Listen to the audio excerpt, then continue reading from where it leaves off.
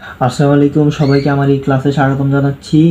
এই ডায়লগ পর্বে আজকে আমরা শিখব কিভাবে একটি ডায়লগ দিয়ে খারাপ দিক নিয়ে আসা সব ডায়লগ কিভাবে লেখা যায়। আমরা যদি দেখি এই ডায়লগটা আপনারা খুব সহজে লিখতে পারবেন। আর তাও যদি মনে করেন যে না ভাইয়া এটা একটি বড় ডায়লগ, এটা আমার মুখস্থ হচ্ছে না আমার, সেক্ষেত্রে আপনারা আমার পরের ডায়লগটা দেখতে পারেন।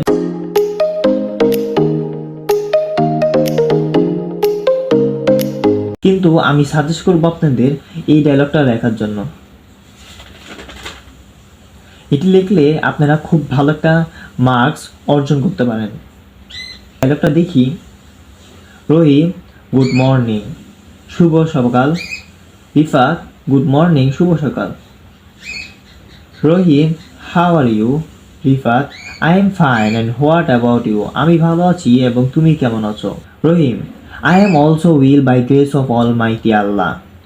আমিও অনেক ভালো আছি আল্লাহর অসীম রহমতে। Rifat, are you busy now? তুমি কি এখন ব্যস্ত? Rahim, no, but why? Rifat, I want to talk about serious matter. আমি চাই তোমার সাথে সিরিয়াস ম্যাটার নিয়ে, তোমার গুরুতর একটি বিষয় নিয়ে কথা বলতে চাই। রহিম, হোয়াট ইজ ইট? এটা কি? Rifat, I want to discuss about, তবে এখানে বিষয় লেখা আছে। এখানে এই ডায়লগের যে বিষয় থাকবে অথবা যে সাবজেক্ট থাকবে সেটা এখানে আসবে। রহিম, বিষয়, এখানে বিষয় লেখা বলতে সে একই, যে ডায়লগটার বিষয় যেটা বা সাবজেক্ট যেটা এটা এখানে আসবে। টপিক যেটার উপর এই ডায়লগটা রচনা হয়েছে এটা আসবে এখানে। Is very harmful for every person, এটা খুব ক্ষতিকর প্রতিটি ব্যক্তির জন্য। তারপর এখানে বিষয়, এখানে সাবজেক্ট যেটা এটা এখানে আসবে। তারপর is like a course for our life, আমাদের জীবনের জন্য এটা একটা অভিশাপের মতো।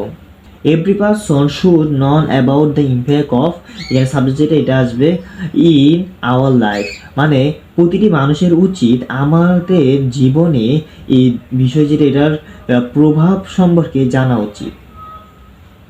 সো দ্যাট, যাতে we can take proper step to prevent it, মানে এটা প্রতিরোধ করতে, এই প্রবলেমটা প্রতিরোধ করতে যেন আমরা পারি, অথবা একটি প্রপার স্টেপ যেন আমরা গ্রহণ করতে পারি।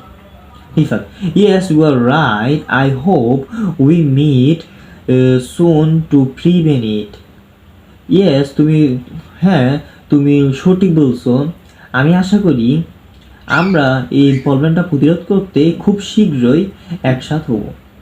রহিম, অফকোর্স আই শুড গো নাও, অবশ্যই, এটা মানে বলতেছে হ্যাঁ অবশ্যই আমরা একত্রিত হবো। তা বলতেছি আই শুড গো নাও, এখন আমার যাওয়া উচিত। তারপর রিফাত বলতেছে ওকে, গুড বাই।